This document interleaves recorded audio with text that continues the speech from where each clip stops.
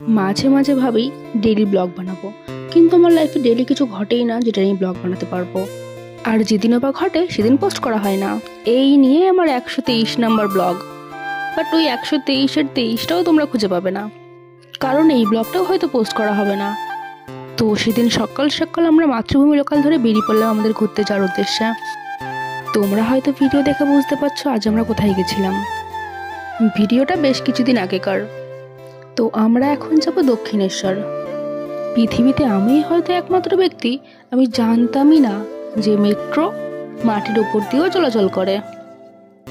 তারপর আমাদের দেখা হলো সৌরভদার সঙ্গে। সৌরভদা এখানে এসে বলতে লাগলো যে তোমরা মেট্রোর থেকে ভালো হবে তোমরা যদি স্কুটি করে চলে যাও। তো সৌরভদার কথা শুনে আমরা সবাই তার স্কুটিতে উঠে পড়লাম এবং সোজা নেমে পেলাম দক্ষিণেশ্বর।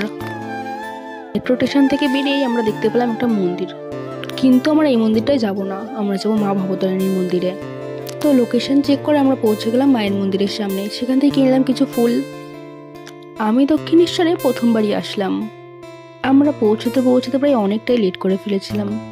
যাই হোক, এর আগে মনে হয় না ফোন নিয়ে ঢুকতে দেবে। তো পুজো দিয়ে আবার বেরিয়ে আসলাম। এখন যাবো একটু গঙ্গার পাড়ের দিকে। মন্দিরটা সত্যিই অসাধারণ সুন্দর। তো এখানে আমরা কিছুক্ষণ বসবো। তো চলো এবার এখান থেকে বেরিয়ে পড়া যাক। তো মন্দিরের বাইরে আমরা কিছুটা ঘোরাঘুরি করে চলে গেলাম খাওয়া দাওয়া করতে। তো গাইজ, আমি তোমাদেরকে যে প্রথমে মন্দিরটা দেখেছিলাম ওটা কোনো মন্দির না, ওটা একটা টিকিট কাউন্টার।